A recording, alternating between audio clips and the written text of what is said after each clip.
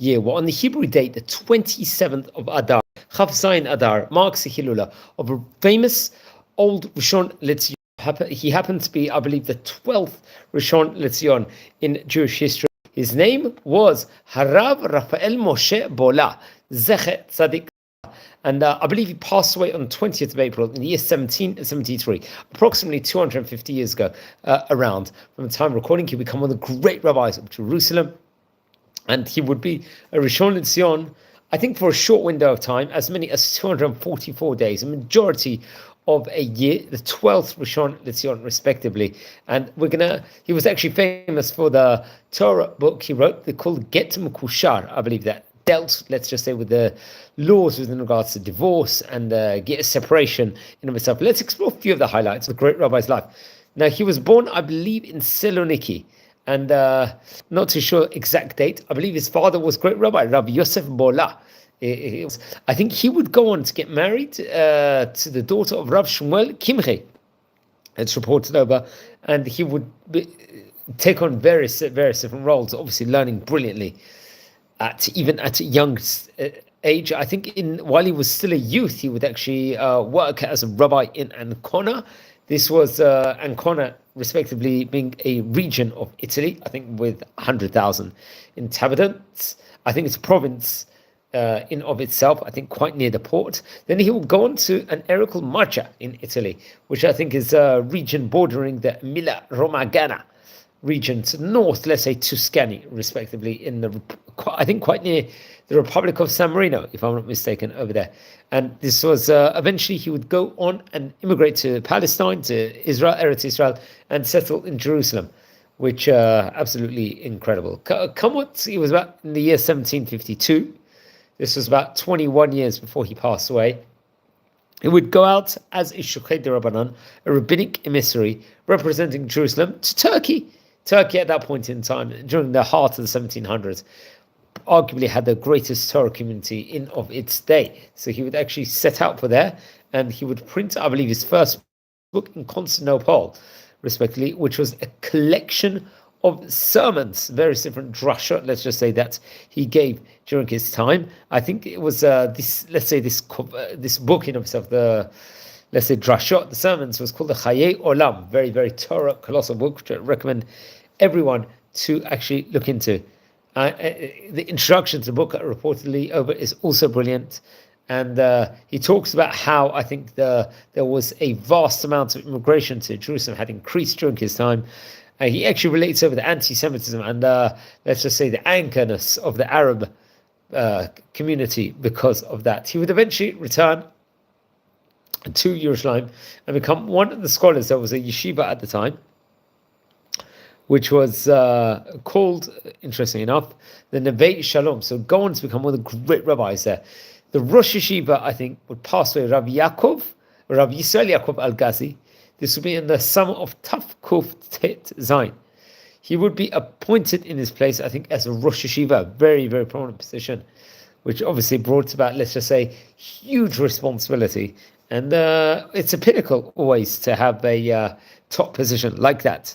So he'll be appointed Rosh Yeshiva instead of Rabbi Yisrael Yaakov Al-Ghazi after he passed away. And I think a year later, if I'm not mistaken, he would then receive a title, a very, very lavish title called Nasi HaYeshiva, respectively, very prominent in of itself. Then I think come what the Hebrew year, Taf Kuf Chaf Zayin, he would actually go out, I believe, at that point in time. He would actually set out to print his book called the Get Mekosha in Kushta, respectively in Turkey, which we just spoke about a few minutes ago.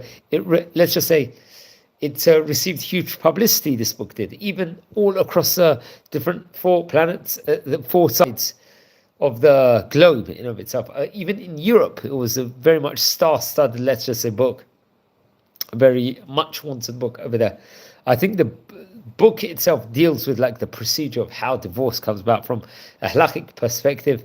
And many of the sages of the generation thought it was a very concise and excellent book.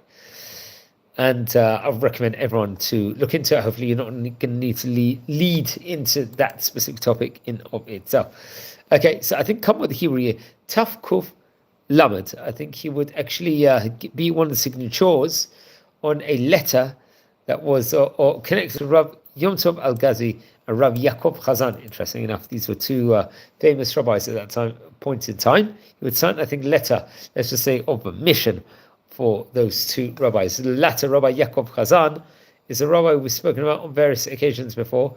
He himself would go on, I believe, to become not just that, I think, various different positions in of itself. So he signed a letter for Rav, and Rav Yom Tov Al-Ghazi will go on to also become a Rishon Lezion, if I'm not mistaken.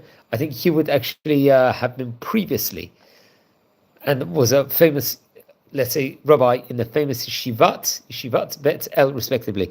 Okay, so that's interesting. So I think after Rabbi, there was the previous Rishon Lezion, chief rabbi, let's just say, of Israel, Rabbi Chaim Rafael ben Asher. He passed away.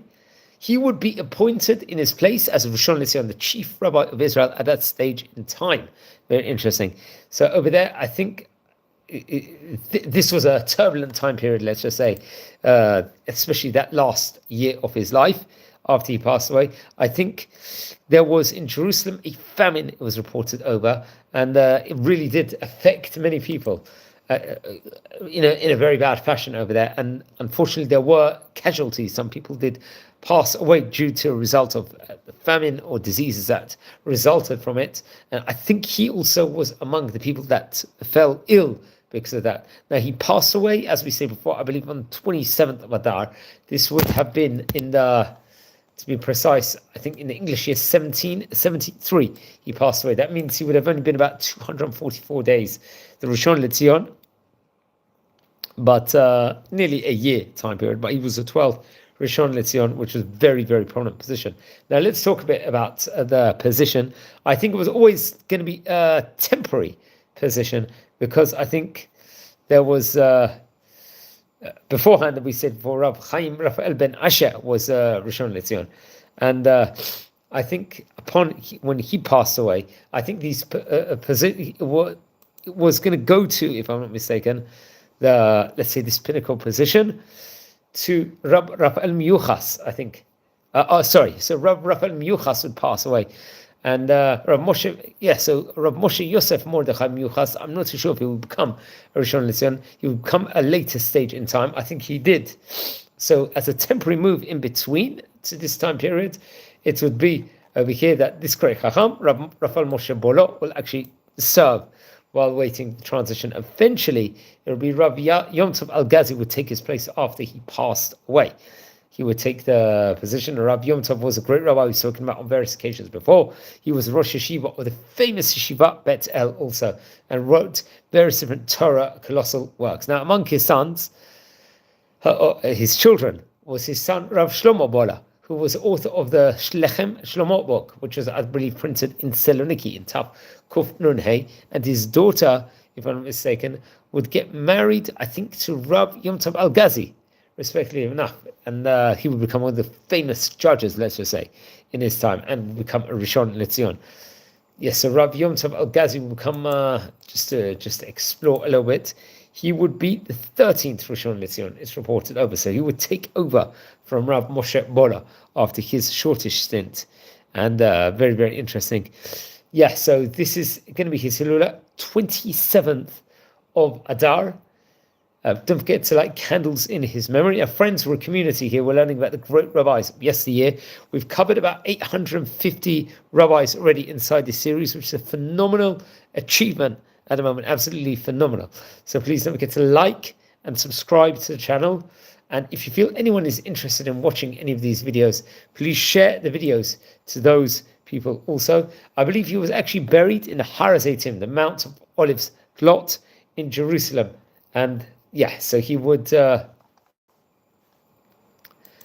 he was very much a great rabbi of his time. So please learn more about him. Rafael Moshe Bola, Zecher Tzadik L'Bracha. I believe he passed away on the 22nd of March in the year 1773. So we're talking about nearly 250 years ago here from time of recording. He was part of a generation that included also Rabbi Chaim Ibn Natar, Rabbi Yisrael Yaakov Al-Ghazi, various different great rabbis. Now, among his books, also just to add on at the end, include the Chaye Olam, the Get Mukusha, and Zochut Moshe. These are really great books, which I recommend everyone to learn about.